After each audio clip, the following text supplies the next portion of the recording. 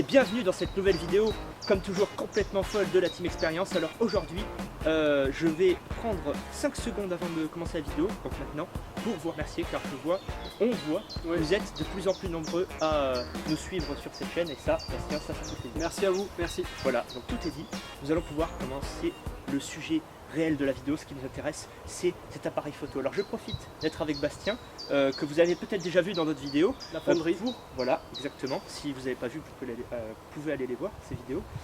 Donc je profite d'être avec lui pour faire une vidéo sur la photographie, parce que Bastien et moi, nous sommes des photographes amateurs. Alors bon, on n'est pas professionnels, mais on a nos petites bases. Et vous allez voir qu'avec un appareil photo, on peut faire des choses, mais alors très étranges.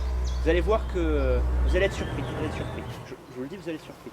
Et donc aujourd'hui, on est avec notre petit joujou à nous, le Canon EOS 70D. En réalité nous en avons deux puisque nous sommes deux, mais le deuxième il est en train de filmer, donc vous ne pouvez pas le voir. Logique. Voilà. C'est parti. Et si je vous dis qu'avec un simple appareil photo comme celui-ci, même si celui-ci, bon, entre nous il n'est pas hyper simple, mais si je vous dis qu'avec un simple appareil photo, vous pouvez vous transformer en fantôme. Vous ne me croyez pas, n'est-ce pas? Et si je vous dis que cette photo qui s'affiche là maintenant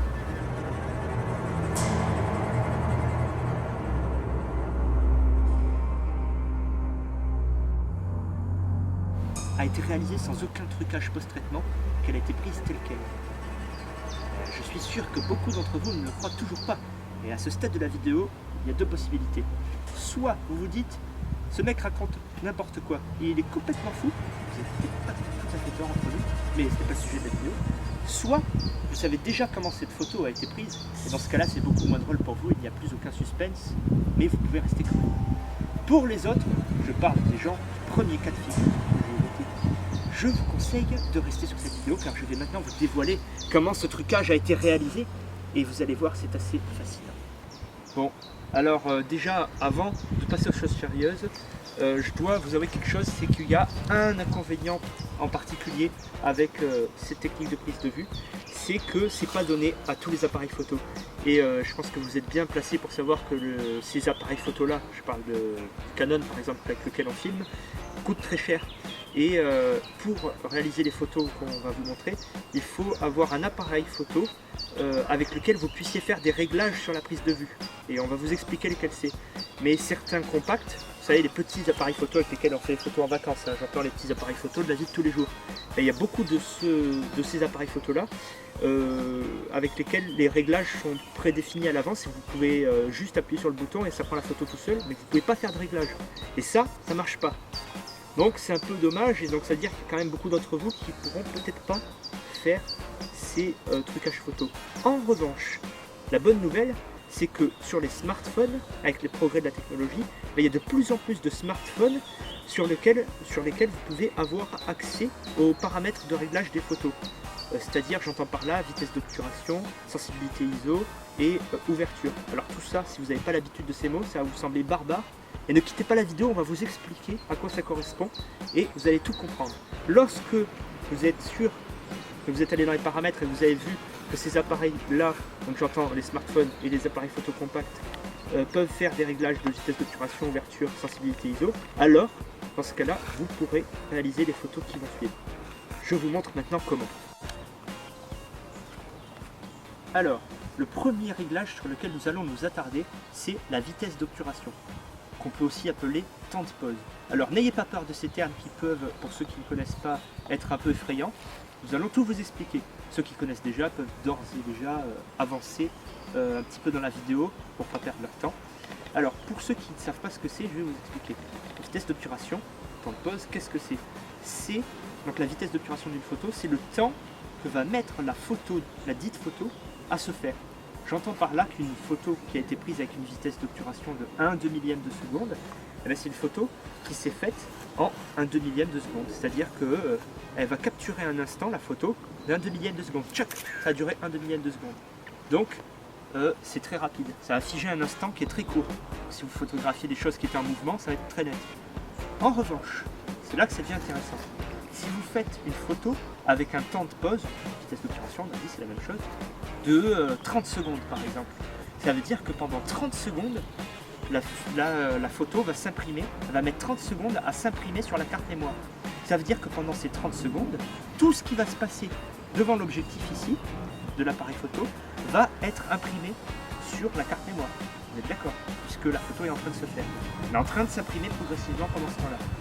Eh bien, ce qui devient intéressant, et c'est là où on va avoir l'effet fantôme, vous allez me suivre, c'est que si devant l'appareil photo il y a un sujet et que par exemple on fait une photo de lui avec un temps de pause de 30 secondes. Donc il y a 30 secondes de temps de pause. S'il reste 15 secondes sans bouger, parce qu'évidemment s'il bouge il va être flou puisque le temps de pause est très long. S'il reste 15 secondes devant l'appareil photo sans bouger, il va commencer à s'imprimer sur la carte mémoire de l'appareil photo, dans la position où il est, donc voilà une position quelconque.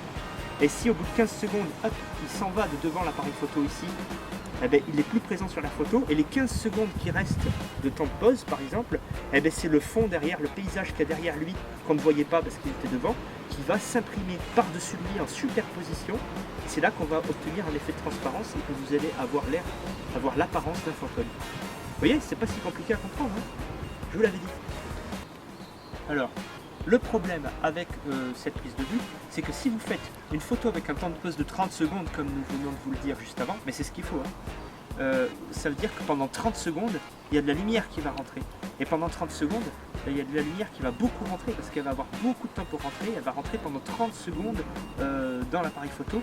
Et du coup, si vous ne faites pas les bons réglages, votre photo va être complètement surexposée, complètement cramée et saturée de lumière, toute blanche quasiment. Parce que forcément, ça fait c'est très long 30 secondes. Enfin, je dis 30 secondes, ça peut être 15 secondes, 20 secondes, mais plusieurs secondes sans pause, ça fait beaucoup trop de lumière qui rentre. Et donc, il y a plusieurs solutions pour remédier du coup justement à la surexposition de la photo. Alors de 1, vous allez faire des réglages des autres paramètres qui vont compenser la grande arrivée de lumière, à savoir l'ouverture. Bon, je ne vais pas trop détailler ce que c'est parce qu'on n'en a pas besoin pour cette vidéo. En gros, c'est ce qui est noté F sur les appareils. Et si vous avez un smartphone qui a ces réglages, il y aura simplement marqué ouverture.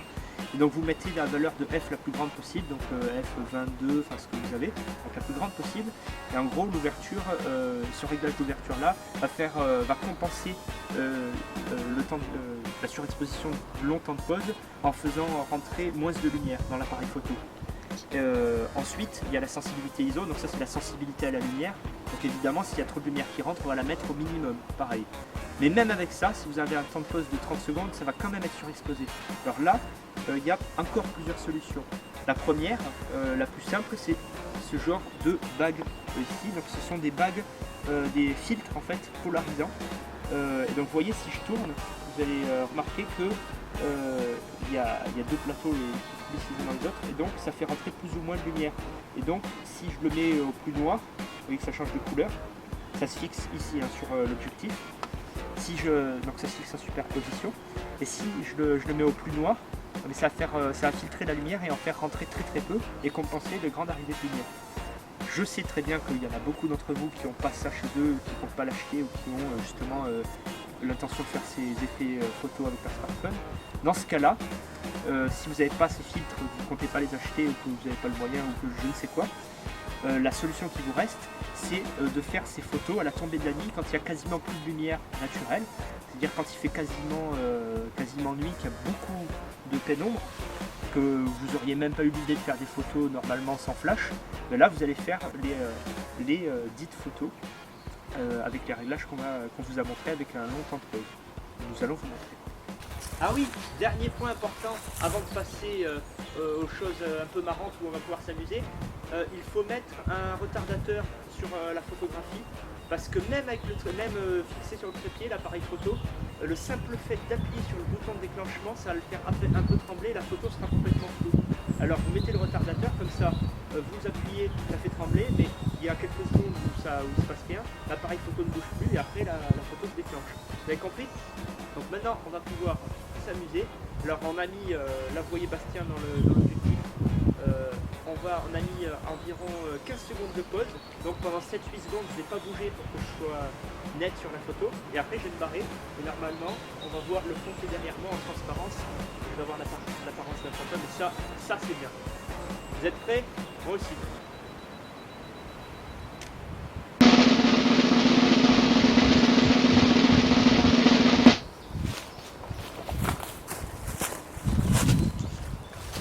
Alors, là on va voir ce que ça va donner sur l'appareil.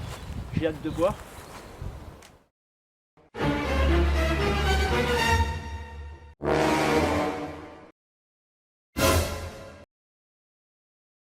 Alors, il y a plein d'autres choses très marrantes qu'on peut faire sur le même principe. Par exemple, on peut apparaître en plusieurs exemplaires sur une photo. Vous pouvez faire croire à votre famille que vous avez des doubles, en fait, des jumeaux. Si. Vous n'avez pas réfléchi un peu. Vous avez compris? Regardez, par exemple, si je me tiens là, la photo elle est en train de se faire, je bouge pas, donc je suis en train d'imprimer sur la photo. Hop, je saute ici. Et je rebouge plus. Pareil. Ben, je vais être imprimé là-bas et ici. Donc je vais apparaître 2 fois sur la même photo sans aucun trucage post-traitement. C'est marrant. Allez, on va tester. Est-ce que je suis dans le cadre, Bastien? C'est bon. Tu me dis quand tu prends la photo. Ah. Combien de pauses? Là, on est à 25 secondes.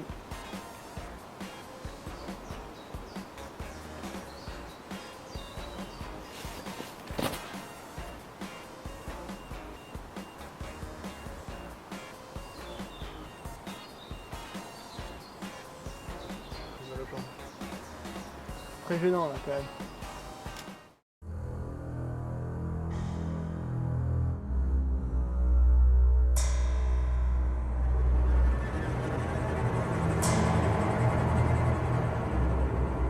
Bon, maintenant, vous avez vu tout ce qu'on peut faire. Alors il y a plein de possibilités. Vous pouvez dire bonjour à vous-même, enfin, vous pouvez faire des scénarios, des photos complètement débiles. Vraiment c'est très très marrant. Enfin, là, il y a de quoi s'occuper quoi.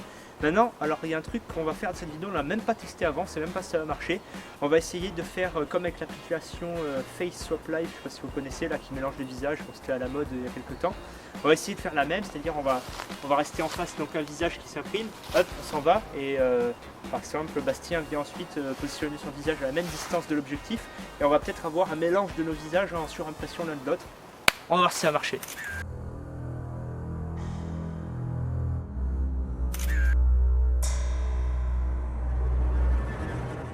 Et voilà les amis, cette vidéo approche de sa fin, elle n'est pas encore tout à fait terminée, ne partez pas, mais c'est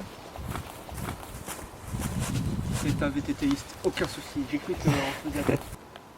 Bon c'est bon, le cycliste est parti, aucun souci, c'était une fausse alerte. Donc je disais, au revoir, merci à tous d'être restés jusque là. Moi je vais vous laisser sur un diaporama des meilleures photos que nous avons réalisées jusqu'à présent avec ce genre d'effet, donc les meilleures photos fantômes qu'on a fait avec Bastien. Vous allez voir, il y en a qui sont assez marrantes. Et je vous laisse débattre dans les commentaires et nous dire ce que vous en pensez, si vous avez apprécié, si vous appréciez les photos qu'on a fait. Voilà, d'avoir vos retours, ça va nous faire plaisir. Et je vous dis à la prochaine pour une nouvelle expérience. Ciao!